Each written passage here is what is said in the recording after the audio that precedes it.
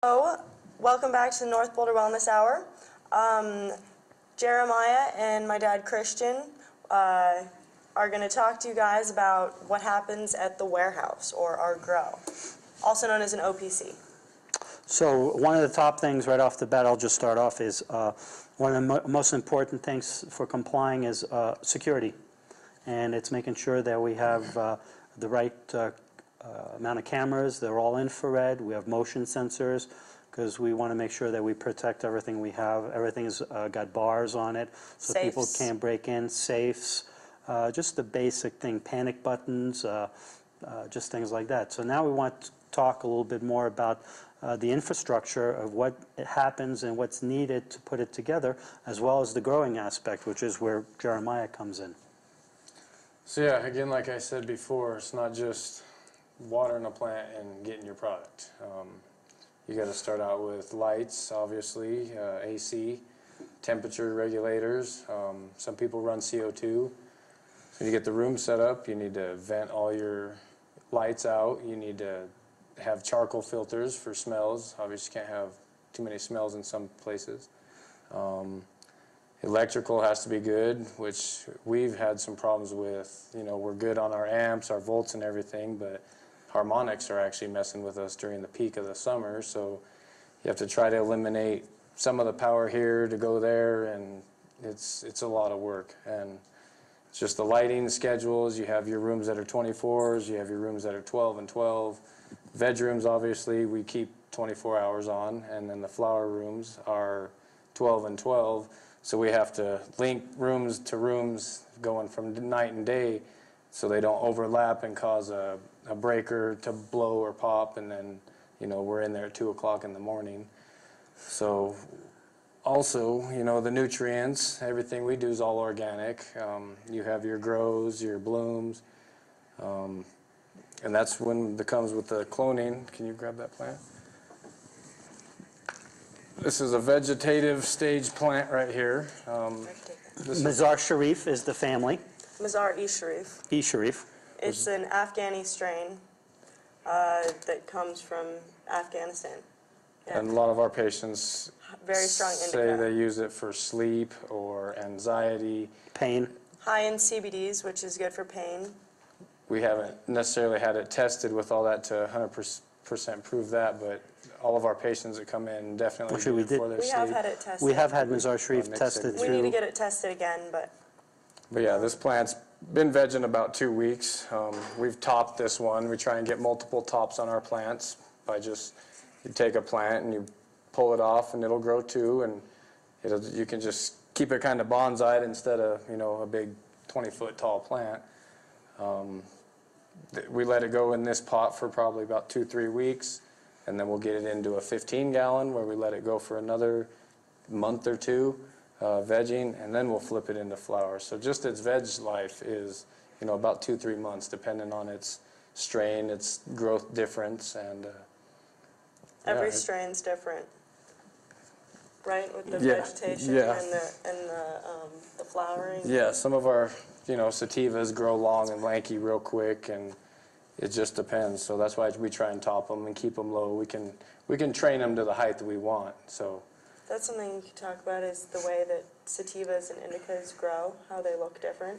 yeah, well, the sativas usually tend to stay a little bit shorter just because of their genes and genetics, and the sativas always get lanky on us. They just seem to be a lot more taller with those ones.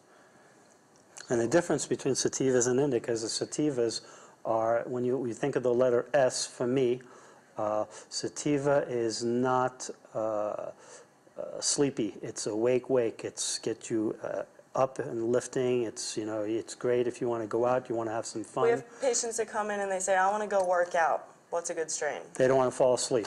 A chem dog, a Durban poison. Sour diesel.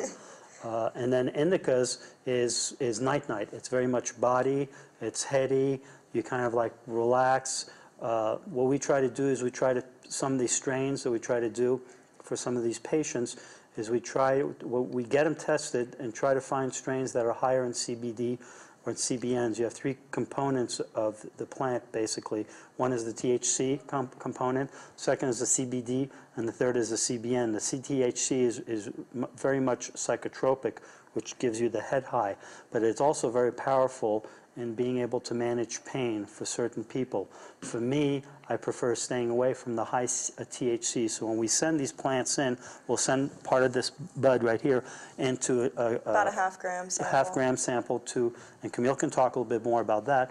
And what they do is they send us back a chart, basically a pie, and in the pie, it'll show the percentages of the THC in reference to the CBD and the CBNs. So we're trying There are to find... also other cannabinoids, but they're not talked about nearly as much. Right, and what we're trying to do is we're trying to find plants that are higher in CBD and CBNs for people like me who aren't necessarily interested in getting a psychotropic effect, but trying to get either the pain management. I also severed the tendons to my ring finger, and I had 3 operations on this, and this happened in my warehouse. And and I had a full knee replacement and another operation. So I had 3 operations. And I was living on oxycodone and morphine a little bit, and on Percocets for a year and a half. And some of these products helped me get away from having to take those medications, which were a lot of fun when I did them, but man, they were not a lot of fun after the fact. So Camille can tell you a little bit more about the different properties of some of the other cannabinoids involved. And we have some charts that she'd sent over. I can bring those next time, what it looks like when we get a strain tested. Basically, we'll send in a little sample of our bud, and they take it to a lab and they do a bunch of tests on it, and it comes back with results. And they'll tell you the percentage of THC. So the average percent of THC in bud, about 20%. 23, 25. It varies, but around 20. And then they'll also tell you the percentage of CBDs, which are, okay, so first THC is the psychoactive head high. The CBDs, it'll also have that on it, and that's for pain management, nausea. It helps reduce Anxiety. growth, it helps stop cancer or tumor growth. And then there's CBNs, which are good for sleep, and those also aren't psychoactive. So we'll get these results back, and then I make up this nice little book that we have in the store, and our patients can flip through it and, you know, see which one they think would best fit them. What did this come in at? The Sublime, when you This is tested our Sublime trophy with some of our Sublime buds in it. We entered this into the Rooster Magazine's Colorado Cup. 2012? I think it's 11. no, No, 12. it was either 12 or 13. Anyways, it didn't say. Can't remember. Anyways, so we got second place. And this is Sublime, one of our excellent hybrid strains. It's very fruity smell. Not sure exactly where it came from, what it's... Yeah, there are thousands of crossbreed. strains out there these days. Sometimes it's hard to tell exactly the genetics on them. One dispensary will say such and such strain has these genetics, so it's a cross between this strain and this strain. And then another dispensary will say something else, and you research it on the internet and you find Totally 5, different. 10, 15 different genetics, and so it's really hard to figure it out unless you were the one cloning it yourself. Yeah, the gene it yourself. Yeah. Exactly. Did you want me to show them about cloning? If you want, sure. I mean, how it would happen, where you would do it? And then also something else that I don't know if they said is that like each one of our plants are hand watered every day. So 24/7. on a big scale like this, you can just imagine how much work that is. And my dad over here had a knee replacement, and he still feels the need to walk around and That's water all Mother's the Day, plants. 4th of July, Christmas, there's no days Thanksgiving, off. the flood. Yeah, Yeah, we were still there is no day off. I mean, No day off. it's Christmas, we have to go and do it. You know, he's got a family, a lot younger children than I have. My kids are grown up, and so this is what I signed up for. I love being able to take care of these girls, and We had to practically tie him to the bed to get him to not leave after he got his knee replacement because he just wanted to go back to work. when I first started here, We're like, you're not allowed, you need to recover. I finally had to just kick him to the side and say, let me do some of this, because he was trying to do everything in there, and with the lighting, electrical, everything I explained before, there's just no way for one person to take care of it. And being the owner, I'm like, okay, me and my crew, we can take care of this for you. So it's a lot of work. And one of the good things that we've done is this industry has created a lot of tax revenue, and it's given people jobs where they could actually count on a paycheck in an economy that's been really difficult. You know, Camille does payroll with one of our bookkeepers. I think we got a dozen and a half people employed. 10? Oh, close. Dozen and a half, 10. We have, you know, so anyway, it's 10 people that got jobs, and you know. Well, it doesn't include you because of your injury, but Right. anyways. So I mean, it's it's been good for overall, and if you have a couple dozen other people doing, well, there are more than a couple of dozen doing this, and there are a lot of big companies out there throughout the Denver area which hire. I mean, it's a good place for people to be able to get a job in this industry, and they're pretty thorough, the state, because they don't want a lot of riffraff. They want to make sure that you're squeaky clean. Background checks and all the things they make us go through is pretty extensive. You have to give them bank records for the past 3 years. You have to give them credit card statements. You have to give them mortgage statements. You have to give them. Then to get your badge like this, you have to do your. I can't remember if it's 5 or.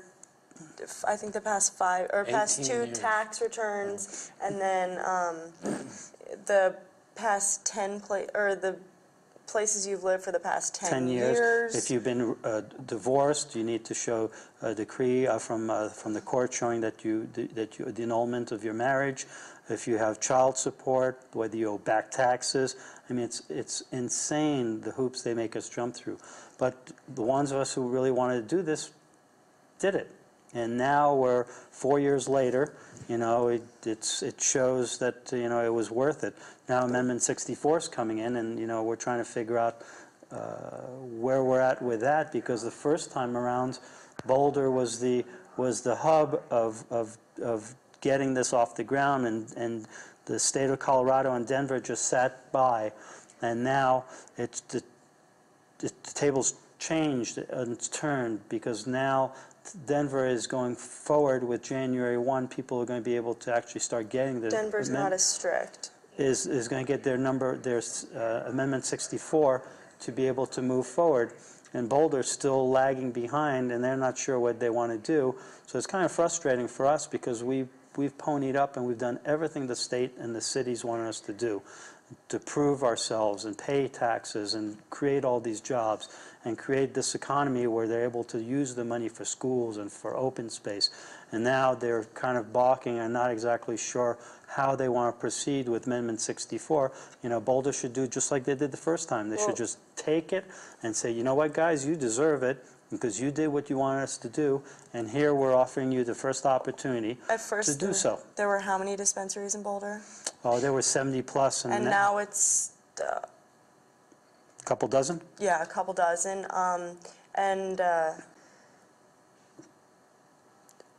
Oh yeah, I was going to say, so ultimately we would like to keep our medical marijuana store, and then with Amendment 64 have a recreational store as well. But because Boulder's kind of the city of Boulder's kind of dragging their feet a little and pushing back the dates, unlike the city of Denver or the state, we're not sure what to do, or you know, just kind of plan for the future.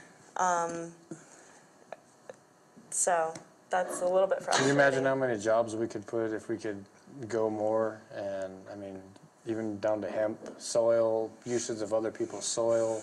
I mean, that's one of the things, if we have all these stalks, you know, and the pluckings and the leaves, which is a whole other thing about how you need to get rid of the excess product after you harvest. You basically cut the plant down, you're left with the soil, and what they make us do is they make us take